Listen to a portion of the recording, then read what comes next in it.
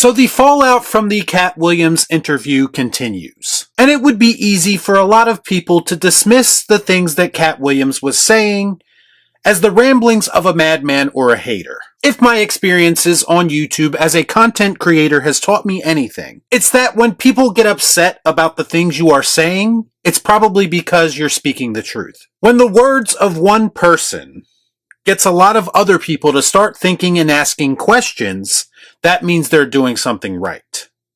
Let's discuss. I watch so you don't have to. All I'm offering is the truth, nothing more. They wanted me to play a woman in some kind of TV show, and they wanted me to wear a dress. It's like when I see that they put every black man in the movies in a dress, that's happened to me. Well, this want me to get in a dress with him. And I'm literally saying to everybody, why is he in a dress again? So Marlon Wayans was asked recently about the black men in dresses conversation. Marlon Wayans, an actor, comedian, who has himself worn a dress for a role, most notably in White Chicks. He said that this conversation is silly, and that anyone who is questioning it is limiting an artist's creative freedom. Bullshit.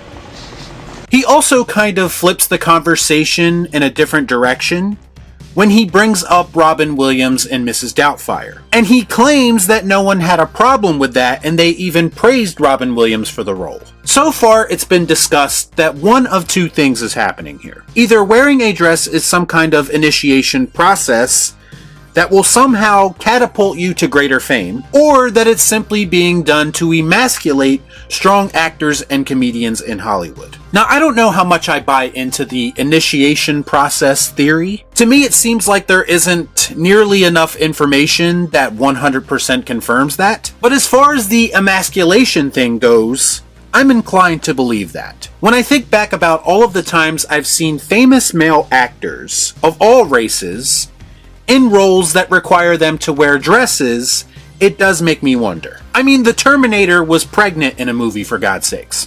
What the hell am I looking at? When does this happen in the movie? But it should be pointed out that Arnold Schwarzenegger was already famous by that point. And I would say the same thing about Martin Lawrence in Big Mama's House, which is a movie that comes up a lot in this conversation. To me, that movie wasn't made when Martin was at his peak, or even before his peak. Big Mama's House always came off to me like it was more on the downside of his career. So this notion that this somehow propels your career does have some holes in it. I think what movies like that have done more than anything is hurt the perception of the actors in them, even if it's only momentarily. Another aspect to this conversation is that a comedian like Martin Lawrence is talented enough and funny enough to make a role like this work. He's even talented enough to recover from it if people somehow look at him differently afterwards. He's good. With my help, he could be the best. So if you take all of this into consideration, and you push aside all of the situations where actors chose to be in these roles, or at least made the best of them, we also have numerous examples of situations like what Snoop Dogg and Dave Chappelle have talked about, where the idea is kind of being forced on them, or even being presented to them in a way that makes them feel a little bit uncomfortable. And this is all happening when in fact it doesn't appear to be 100% necessary for the story being told. And this is where the problem lies in my eyes. Because it appears we have a pattern of Hollywood trying to do this to more than one person. And to me, this just sends up massive amounts of red flags everywhere. So I have to ask, is this a form of manipulation? Is Hollywood manipulating its audiences into having a certain perception of certain actors and comedians? That makes sense. And don't tell me that audiences aren't manipulated by their entertainment. It happens on a daily basis, and it's something that I talk about frequently on this channel when I say that some people have a way too personal connection to certain films. It's typically an obsession that borders on unhealthy. A lot of people, men included, are consumed by the things that they watch. Now that's fine to me if the things that you are watching inspire you, or encourage you to think. What exactly is inspiring about the same lame comedic trope being used over and over again. Marlon Wayans is basically saying it's okay because it's art.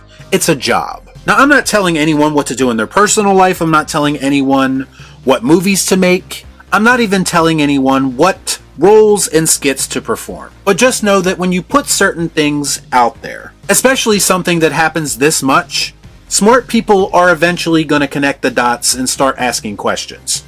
Because it's all part of the plan.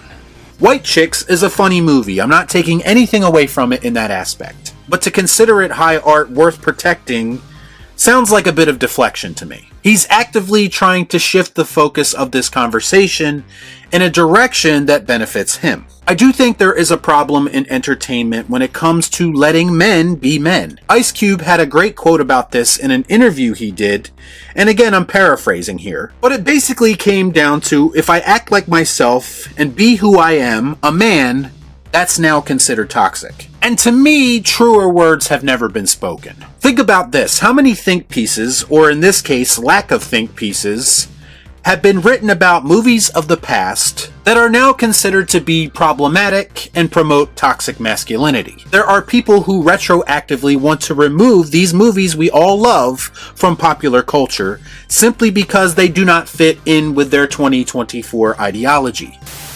Chef's kiss. Mwah.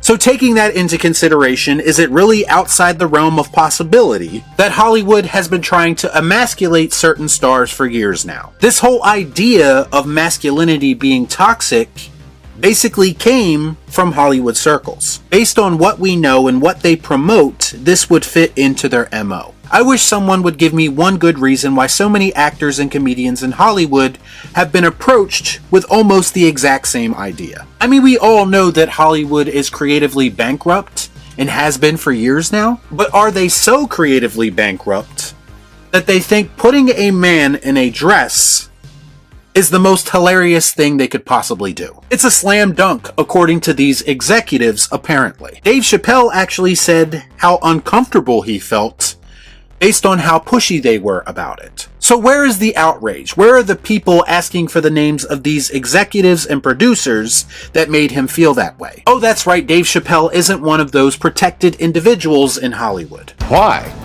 Because f*** them, that's why.